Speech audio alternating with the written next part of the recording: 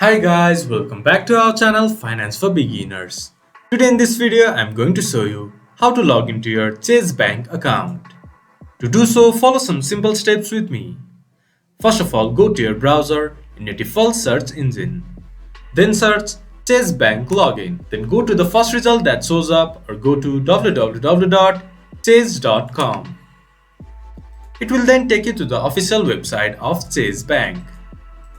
Once the page has been loaded up completely, enter your username, then enter your password. Then click to sign in. Then you should be able to access your Chase Bank account. To make login easier for next time, you can click to remember me. But I do not recommend you doing it in a public computer. If you have forgot your username or password, you can get help by clicking to forgot username or password.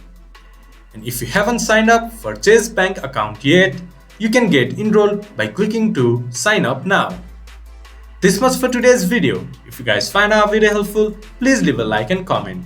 And do not forget to subscribe our channel and hit the bell icon. I'll see you guys again in our next video. Thank you for watching.